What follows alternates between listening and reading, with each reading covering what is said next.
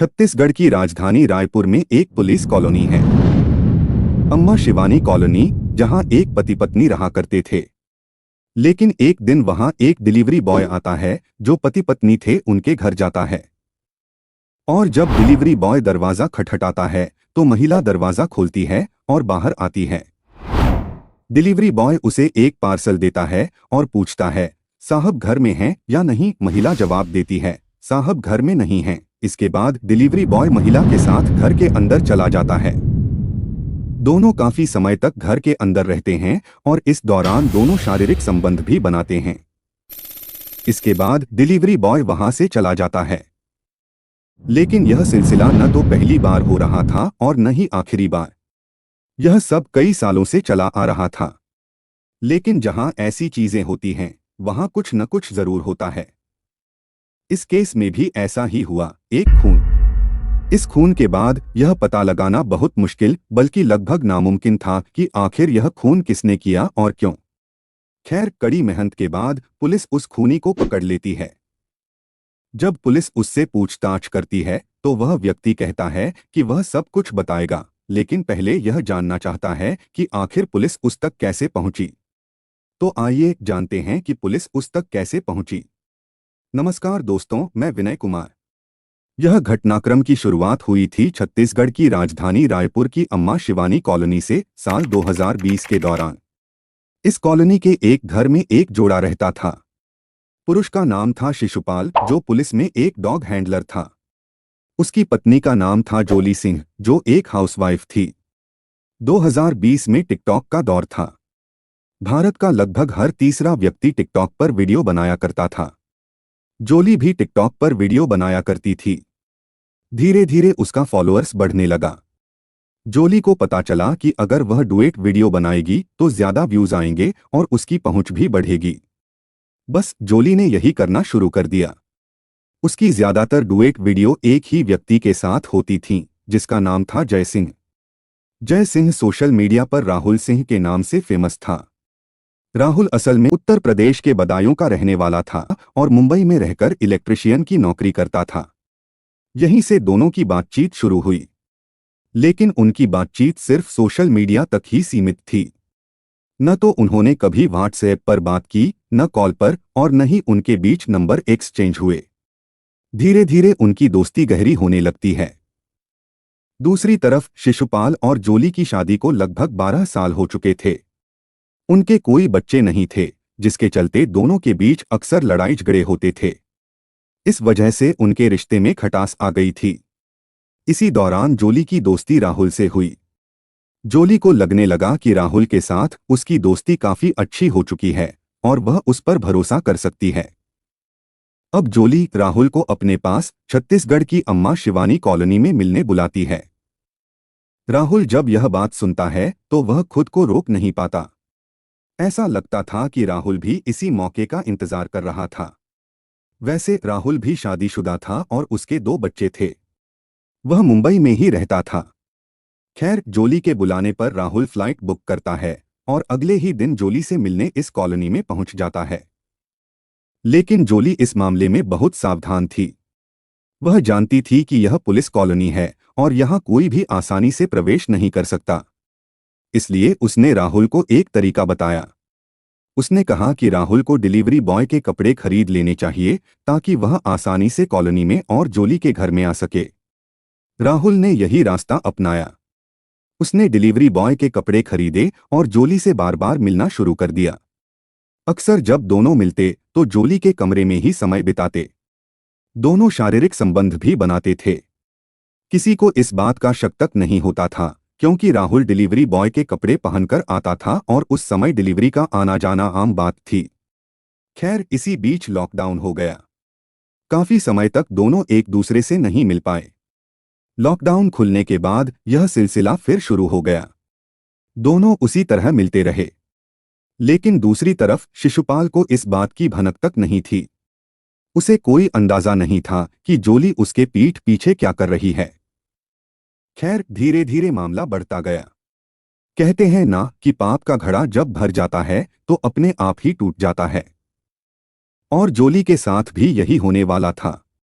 5 मार्च 2024 को शिशुपाल अपनी पत्नी जोली को कॉल करता है, लेकिन जोली कॉल नहीं उठाती।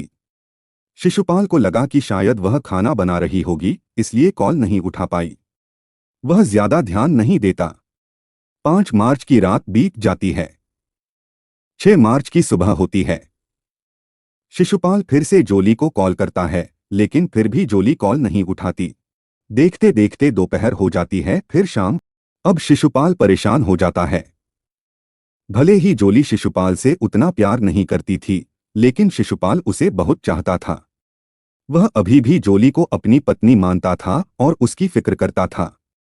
इसी चिंता के चलते शिशुपाल अपनी एक पड़ोसी को कॉल करता है और कहता है कि वह उनके घर जाकर देखे कि आखिर जोली कॉल क्यों नहीं उठा रही। पड़ोसी तुरंत शिशुपाल के घर जाता है। वहां पहुंचकर देखता है कि गेट पर बाहर से ताला लगा हुआ है। वह यह बात शिशुपाल को बताता है। अब शिशुपाल को कुछ शक होने लगता है। वह पड़ोसी से कहता है कि वह एक बार घर के अंदर झांककर देखे। शिशुपाल बहुत डर चुका था। उसे लग रहा था कि कुछ गलत हो चुका है, कुछ भयानक हुआ है। मानो उसकी अंतरात्मा यही कह रही थी। पड़ोसी जैसे ही गेट के अंदर झांकता है तो देखता है कि आंगन में, पाम पर और यहां तक कि कमरे की तरफ बहुत सारा खून बिखरा हुआ है। खून के छींटे ऐसे थे जैसे कुछ बहुत बुरा हुआ हो। यह देखकर पड़ोसी तुरंत पुलिस को कॉल करता है और शिशुपाल को भी बताता है कि यहाँ कुछ भयानक हुआ है, कुछ गलत हुआ है। शिशुपाल भी पुलिस को कॉल करता है। पुलिस मौके पर पहुंचती है। शुरुआत में पुलिस का शक शिशुपाल पर जाता है, क्योंकि यह पति पत्नी का घर था और यहाँ उनका कोई और आना जाना नहीं था। पुलिस शिशुपाल की लाइव लोकेशन, कॉल रिकॉर्डिंग और हर चीज की जांच करती है, लेकिन ऐसा कुछ नहीं मिलता जिससे शिशुपाल पर शक किया जा सके। आखिरकार पुलिस शिशुपाल को क्लीन चिट दे देती है। अब पुलिस इस बात की जांच में जुट जाती है कि आखिर जोली के साथ यह हुआ कैसे, किसने कब हुआ और क्यों हुआ। इसका कारण क्या था। पुलिस आसपास के सभी सीसीटीवी कैमरों को खंगालने लगती है। लेकिन इस घटना का एक हफ्ता बीत जाता है और पुलिस के पास न कोई जवाब होता है, न कोई सबूत और न ही सीसीटीवी में कुछ ऐसा मिलता है जिससे किसी पर शक किया जा सके। पुलिस ढूंढते ढूंढते परेशान हो चुकी थी। देखते देखते जब जोली की पोस्टमार्टम रिपोर्ट आती है तो पता चलता है कि उसकी मौत 5 मार्च की शाम को ही हो गई थी। 5 मार्च से 15 मार्च तक पुलिस पूरी तरह क्लूलेस थी। लेकिन तभी 15 मार्च को पुलिस उत्तर प्रदेश के बदोई पहुंचती है। वहां से एक व्यक्ति को गिरफ्तार करती है और उसे पुलिस स्टेशन लाती है। पूछताछ शुरू होती है। जब पुलिस उस व्यक्ति से पूछती है कि उसने ऐसा क्यों किया और कैसे किया, तो सामने वाला कोई और नहीं बल्कि राहुल ही होता है। राहुल यह जानना चाहता था कि आखिर पुलिस उस तक कैसे पहुंची। लेकिन पुलिस कहती है कि पहले वह बताए कि उसने यह सब क्यों और कैसे किया, फिर पुलिस बताएगी कि वह उस तक कैसे पहुंची। राहुल पुलिस को सब कुछ बताता है। वह बताता है कि 4 साल पहले से यह सिलसिला चल रहा था। वह बार बार जोली से मिलता था, जोली के घर आता था और शिशुपाल की गैरमौजूदगी में दोनों शारीरिक संबंध बनाते थे। सब कुछ ठीक ठाक चल रहा था। लेकिन 2024 में जोली ने राहुल को परेशान करना शुरू कर दिया। वह उस पर दबाव डालने लगी कि राहुल उससे शादी कर ले। लेकिन राहुल पहले से शादीशुदा था और उसके 2 बच्चे भी थे। वह शारीरिक संबंध बनाने को तो तैयार था, लेकिन शादी करने को नहीं। वह अपनी पत्नी और बच्चों को नहीं छोड़ना चाहता था। लेकिन जोली उसे धमकाने लगी। उसने कहा कि अगर वह उससे शादी नहीं करेगा तो वह उसके खिलाफ शिकायत कर देगी। इससे राहुल बहुत डर गया। उसने एक प्लान बनाना शुरू किया और यह प्लान इतना भयानक था कि पुलिस को एक भी सुराग नहीं मिल सकता था। राहुल ने अपना फोन मुंबई में बंद कर दिया था। न कोई बातचीत हुई, न कोई चैटिंग। दोनों सिर्फ सोशल मीडिया के जरिए संपर्क में थे। उनकी सारी बातें सोशल मीडिया पर ही राहुल ने सारी बातें की थीं। उसने मुंबई में अपना मोबाइल पहले ही स्विच ऑफ कर दिया था।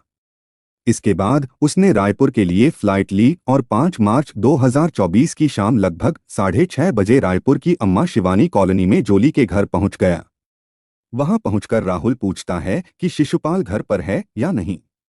जोली बताती है कि शिशुपाल घर पर नहीं है। इसके बाद दोनों घर के अंदर चले जाते हैं, लेकिन इसी बात को लेकर दोनों में बहस शुरू हो जाती है। राहुल पहले से ही कुछ प्लान करके आया था। बहस के दौरान राहुल जोली को धक्का देता है। जोली का सिर दीवार से जा टकराता है और वह वहीं गिर पड़ती है। जहां जोली गिरी थी वहां पास में एक कैंची पड़ी थी। राहुल उस कैंची को उठाता है और जोली पर एक के बाद एक वार करता है, जब तक कि उसकी जान नहीं निकल जाती। जोली की मौत हो जाती है। इसके बाद राहुल उसका शव उठाता है और घर के अंदर इधर-उधर ले जाता है ताकि उसे कहीं ठिकाने लगा सके। लेकिन तब तक बहुत देर हो चुकी थी। राहुल की वापसी की फ्लाइट छूट चुकी थी। रात के करीब 9 बज चुके थे। राहुल जानता था कि उसे यहां से जल्दी निकलना जरूरी है, वरना वह फंस सकता है। आखिरकार वह जोली का शव वहीं छोड़कर वहां से भाग निकलता है। वह ट्रेन पकड़कर उत्तर प्रदेश के बदोई के लिए रवाना हो जाता है। राहुल ने अपनी पत्नी और बच्चों को भी समय देकर यह सब किया था। लेकिन राहुल यहां एक बहुत बड़ी गलती कर बैठता है। अब राहुल जानना चाहता था कि आखिर पुलिस उस तक कैसे पहुंची। पुलिस उसे बताती है कि जब राहुल जोली से मिलने आया था तब वह फ्लाइट से आया था और उसके पास फ्लाइट का टिकट था। लेकिन उसने वह टिकट जोली के घर में ही छोड़ दिया था। शुरुआती जांच में पुलिस ने इस पर ज्यादा ध्यान नहीं दिया, जिसके चलते उनके हाथ कुछ नहीं लगा। लेकिन जब दोबारा जांच के दौरान पुलिस जोली के घर गई तो वहां वह टिकट मिला। उसी टिकट की वजह से पुलिस को राहुल का सुराग मिला। पुलिस ने रायपुर एयरपोर्ट के सीसीटीवी फुटेज खंगाले, जिसमें राहुल दिखाई दिया। वहां से पुलिस को मुंबई का पता चला। मुंबई में भी सीसीटीवी फुटेज निकाले गए, जिसमें फिर से राहुल दिखा। इससे पुलिस को राहुल का पूरा पता मिल गया। इसके बाद पुलिस उत्तर प्रदेश के बदोई पहुंची और राहुल को गिरफ्तार कर लिया। अगर वह टिकट नहीं मिलता तो शायद राहुल कभी पकड़ा ही नहीं जाता। लेकिन कहते हैं न, अपराधी चाहे कितना भी शातिर क्यों न हो, वह कोई न कोई गलती कर ही बैठता है। इस केस में भी राहुल ने यही गलती की थी। वह फ्लाइट का टिकट जोली के घर छोड़ गया, जिसके चलते वह पकड़ा गया। इस कहानी को सुनाने का मेरा मकसद किसी के दिल को ठेस पहुंचाना नहीं है, बल्कि लोगों को जागरूक करना है। हमारी जिंदगी में कई बार ऐसी परिस्थितियां आती हैं जहां हमें अपने रिश्तों, विश्वास और फैसलों पर ध्यान देना जरूरी होता है। यह कहानी हमें सिखाती है कि हमें सचेत रहना चाहिए और अपने आसपास की चीजों को समझना चाहिए ताकि कोई गलत कदम हमें मुश्किल में न डाल दे। अगर आपको यह कहानी पसंद आई और इससे कुछ सीखने को मिला तो कृपया मेरे चैनल को लाइक और सब्सक्राइब जरूर करें। आपके सपोर्ट से हम ऐसी और जागरूक करने वाली कहानियां आप तक लाते रहेंगे। कमेंट में जरूर बताएं कि आपको यह कहानी कैसी लगी। धन्यवाद।